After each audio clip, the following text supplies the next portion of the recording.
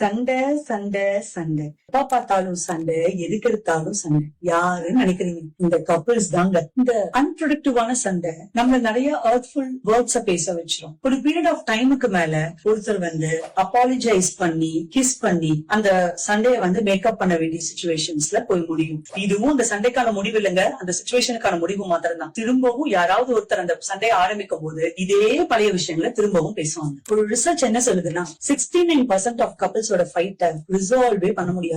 அதே மாதிரி first 3 மினிட்ஸோட fight மாத்திரம் தான் அக்யூரேட்டான ஃபைட். மத்தது எல்லாமே கான்வர்சேஷன்ஸ் கண்டினியூ ஆகிற ஃபைட் மாத்திரம் தாங்க. ஹியூமன் பீயிங்ஸ் நம்ம தாங்க ஒரு வியர்டான கேரக்டர்ஸ். எப்பவுமே லவ்வுக்காகவும் கனெக்ஷனுக்காகவும் ஏங்கிட்டே இருப்போம்.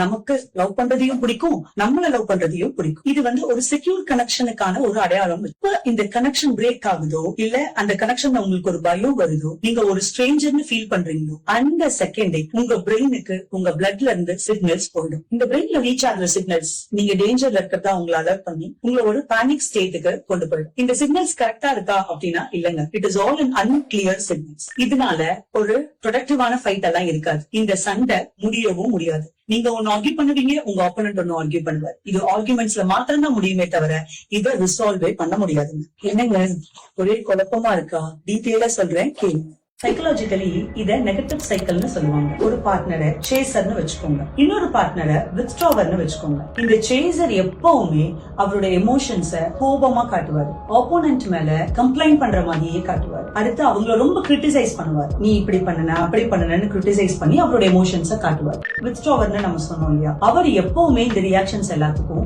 சைலண்டா இருப்பாரு. முடியலையா அந்த பிரச்சனைக்கான ஸ்பேஸ்ல இருந்து அவரு மூவ் ஆகி போயிடுவார். ஏன்னா இவங்க ரெண்டு பேருமே ரெண்டு டிஃபரெண்ட் எமோஷன்ஸ் எக்ஸ்பிரஸ் பண்றாங்க. ஒருத்தர் எப்பவுமே எமோஷனல் என்கேஜ்மெண்ட் எனக்கு வேணும்னே சண்டை போட்டுட்டு இருக்காரு, இன்னொருத்தங்க இந்த எமோஷனல் என்கேஜ்மெண்ட்ல இருந்து எப்படி தப்பிக்கலாம்னு யோசிச்சுட்டு இருக்காங்க. இப்போ இன்னும் டீடைலா, இப்போ ஒரு சேசர் இருக்காரு, எப்பவுமே அந்த எமோஷன்ஸ எம்டியாவே ஃபீல் பண்றாரு. ஆப்போசிட் பர்சன் கிட்ட இருந்து ரெஸ்பான்ஸ் வந்த மாதிரியே அவருக்கு தெரியல. இவங்களோட கம்யூனிகேட் பண்ணலாம்னு நினைச்சாலும் அவங்க ரொம்ப சைலண்டாவே போயிடுறாங்க. இவரால கம்யூனிகேட் பண்ண முடியல. அப்ப இவர் அதிகமான லவ்க்கு கிரேவ் பண்ணுவாரு, அதிகமா ரெஸ்பான்சிவ்னஸ் கிரியேட் பண்ணுவாரு, அதிகமான கம்யூனிகேஷனை எதிர்பார்ப்பாரு. இந்த பர்சன்ஸ் எல்லாருமே என்ன மாதிரியான ஒரு ஃப்ரஸ்ட்ரேஷன் டேர்ம்ஸ் ரிலீஸ் பண்ணுவாங்க அப்படின்னா, எனக்கு ரொம்ப கோபம் வருங்க, ஆப்போசிட் இருக்க பார்ட்டி ரெஸ்பாண்டே பண்ண மாட்டேங்கிறாங்க, என்ன புரிய வைக்க ரொம்ப ட்ரை பண்றேன், அவங்க புரிஞ்சுக்கவே மாட்டேங்கிறாங்க.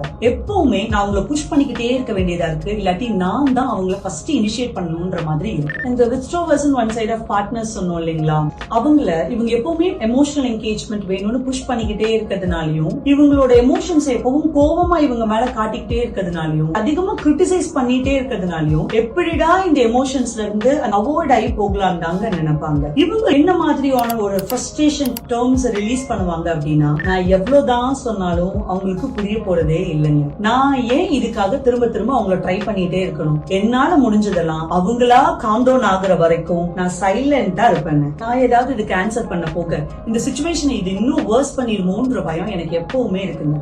அவங்க அப்செட் ஆனோன்னு நான் அப்படியே ஃப்ரீஸ் ஆயிடுறேன். ஒரு சில டைம்ல அவங்க ஏன் அப்செட் ஆகுறாங்கன்னு கூட எனக்கு புரியுது இல்லைங்க. இது நான் சொல்ல போற இந்த 3 டிஃபரெண்ட் ஹிடன் டைமென்ஷன்ஸ்ல இருந்துதான் மேக்சிமம் ரிலேஷன்ஷிப்ஸ்குள்ள சண்டையே நடக்குதுங்க. நீயும் குழந்தைங்களும் எப்பவுமே எனக்கு கீழே தான். நான் கம்மியா சம்பாதிக்கிறேன் அப்படின்றதுக்காக எல்லாத்துக்குமே உங்ககிட்ட நான் பெர்மிஷன் கேட்க வேண்டியதா இருக்கு. நீங்க எப்ப கூப்பிடுறீங்களோ அப்பதான் என்னோட பெட்லவ கூட உங்ககிட்ட ஷேர் பண்ற மாதிரி இருக்கு. இது எல்லாமே பவர் அண்ட் கண்ட்ரோலுக்கு கீழே வர ஃபர்ஸ்ட் டைமென்ஷனுங்க. நீ எனக்கு இந்த விஷயத்துல சப்போர்ட் பண்ணிருந்தீங்கன்னா இந்த ப்ராப்ளம் இவ்வளவு வேர்ஸா போயிருக்காது. மாத்திரம் தான் உங்களுக்கு எப்பவுமே ஐ லவ் யூ சொல்லணுமா? ஏன் நீங்க சொல்லக்கூடாதா? சாப்பிட்டீங்களா, எங்க இருக்கீங்க அப்படிங்கிற क्वेश्चंस எப்பவுமே நான் தான் கேட்கணுமா? ஏன் ஒரு காலோ ஒரு டெக்ஸ்டோ உங்க சைட்ல இருந்து வரக்கூடாதா? இதுதாங்க second dimension, care and closeness. நீங்க ஃப்ரெண்ட்ஸ் கூட போறீங்க, எனக்கு ஒரு கால் பண்ணி கூட இன்டிமேட் பண்றது இல்ல, நான் இங்க தனியா இருப்பேன்றது நீங்க கொஞ்சம் கூட யோசிக்கல.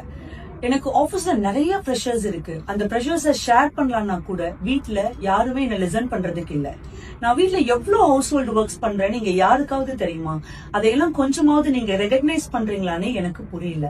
இதுதாங்க தேர்ட் டைமென்ஷன் ரெஸ்பெக்டுக்காகவும் ரெகக்னைசேஷனுக்காகவும் வர fight. நீங்க அந்த 31% ஆஃப் சால்வ் ரிலேஷன்ஷிப்ஸ்குள்ள இருக்கணும்னு வச்சுக்கோங்களேன். எல்லைன்ற அந்த வேர்டை ஞாபகம் வச்சுக்கோங்க. எப்பவுமே உங்களோட பார்ட்னர் என்ன சொல்றாருன்றது நல்லா லிசன் பண்ணுங்க. தப்பு உங்க சைட்ல இருந்தா தயவு செஞ்சு அப்பாலஜைஸ் பண்ணி பழகுங்க. எல்லா ப்ராப்ளம்ஸ்ல இருந்தும் வெளியில வர்றதுக்கு ஒரு டோர் இருக்குங்க. இந்த ப்ராப்ளம்ல இருந்து வெளியில வர்றதுக்கான டெக்னிக் இட்ஸ் சீக்ரெட். என்ன யோசிக்கிறீங்க? அந்த டெக்னிக்கே சீக்ரெட்ன்ற வேர்டு தாங்க. First letter S. எப்பவுமே நீங்க ஆர்கியூ பண்ணிட்டு இருக்கும் போது ஒரு சின்ன ஷார்ட் பிரேக் எடுத்து பாருங்களேன். அது உங்களுக்கு ஒரு கிளாரிட்டியை கொடுக்கும். ரெண்டாவது லெட்டர் இ. உங்களோட நீட்ஸ் என்னன்றத ப்ராப்பரா எக்ஸ்பிரஸ் பண்ணி பாருங்க. ஓப்பனா எக்ஸ்பிரஸ் பண்ணுங்க. உங்க பார்ட்னர் தானே. அடுத்தது சி. எப்பவுமே அவங்க என்ன சொல்றாங்கன்றத கேட்டுட்டு நீங்க கொஞ்சம் காம்ப்ரமைஸ் பண்ணி பழகலாம். அதுல தப்பே இல்லைங்க. அடுத்து ஆர். எப்ப பார்த்தாலும் அவங்க மேல கிரிட்டிசைஸ் பண்றதை விட, அவங்க கிட்ட கம்ப்ளைண்ட்ஸ் கொடுத்து எக்ஸ்பிரஸ் பண்றதை விட, அவங்கள பர்சனலா அட்டாக் பண்றதை விட உங்களுக்கு என்ன வேணும்ன்றத எக்ஸாக்டா சொல்லுங்க. அடுத்தது இ. இந்த சிச்சுவேஷன்ஸ்ல தான் நான் இந்த முடிவை எடுத்தேன்னு சொல்லி கரெக்டான உங்களோட சிச்சுவேஷன் ஸ்டேட்டை எக்ஸ்பிரஸ் பண்ணுங்க. இஃப் நாட், இது எதுவுமே எனக்கு ஒர்க் ஆகலைங்க, எங்க ரிலேஷன்ஷிப்ஸ்ல ஒர்க் ஆகல அப்படிங்கும் போது உங்களோட லாஸ்ட் ஆப்ஷன் இ. தெரபிஸ்டோட ஹெல்ப்பை எடுத்துக்கோங்க. இப்ப இதுக்கெல்லாம் என்னதான் தீர்வுன்னு கேக்குறீங்களா? இதுக்கெல்லாம் தீர்வே இல்லைங்க. பட் சண்டை போடுறதுக்கு முன்னாடி நான் சொல்றதெல்லாம் கொஞ்சம் மனசுல வச்சுட்டு சண்டை போடுங்க. கோபப்படுங்க, ஆனா இன்சல்ட் பண்ணாதீங்க. ஆங்கரை எப்பவுமே இதுக்கு ஒரு டிக்கெட்டா பயன்படுத்தி பழகாதீங்க. கோபப்படுங்க, அந்த கோபத்துக்கான காரணம் எனக்கு தெரியும்னு தயவு செஞ்சு அசியூம் பண்ணாதீங்க. கோபப்படுங்க, மத்தவங்க கிட்ட எதனால இந்த கோபம்னு பிராட்காஸ்ட் பண்ணி பழகாதீங்க. கோபப்படுங்க, நான் உங்களுக்கு எல்லாம் எவ்வளவு நல்ல விஷயம் செஞ்சிருக்கேன்றதை யோசிச்சுட்டு கோபப்படுங்க. கோபப்படுங்க, நீங்க செஞ்ச தப்புகளை எத்தனை தடவை நான் மன்னிச்சிருக்கேன்றதை யோசிச்சுட்டு கோபப்படுங்க. ஒரு ஹெல்தி ரிலேஷன்ஷிப்புக்கு ஹெல்த்தியான சண்டை எப்பவுமே வேணுங்க. சின்ன சின்ன சண்டை போடுங்க, சந்தோஷமா வாழுங்க.